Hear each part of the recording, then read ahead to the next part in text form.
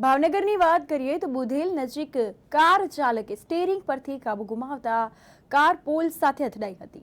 તો ભાવનગરથી સમાચાર સામે આવ્યા છે। ભાવનગરથી સોમનાથ નેશનલ હાઈવે પર બુધેલ નજીક ગમખ્વાર અકસ્માતની ઘટના સર્જાઈ। અવારનવાર અકસ્માતના બનાવો સતત વધી રહ્યા છે, ત્યારે ગુજરાતના શહેરી તેમજ ગ્રામ્ય વિસ્તારોમાં અકસ્માતની ઘટનાઓમાં દિન પ્રતિદિન વધારો જોવા મળે છે। તો કાર ચાલકે સ્ટીયરિંગ પરથી કાબુ ગુમાવતા ઇલેક્ટ્રિક પોલ સાથે કાર અથડાઈ હતી અને જેને પગલે કારને ભારે નુકસાન થવા પામ્યું હતું।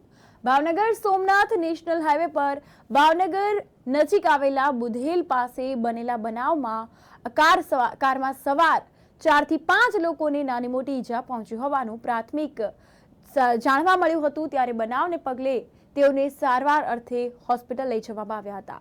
બનાવને પગલે આસપાસના લોકો પણ ઘટના સ્થળે દોડી આવ્યા હતા। પોલીસને જાણ થતાં જ પોલીસ પણ ઘટના સ્થળે પહોંચી આવી હતી। તો ગમખ્વાર અકસ્માતની આ ઘટના સર્જાઈ છે। આ અંતર્ગત વાત કરવામાં આવે તો ઇલેક્ટ્રિક પોલને કાર અથડાઈ હતી અને આ ઘટના સર્જાઈ હતી તેવું સામે આવ્યું છે।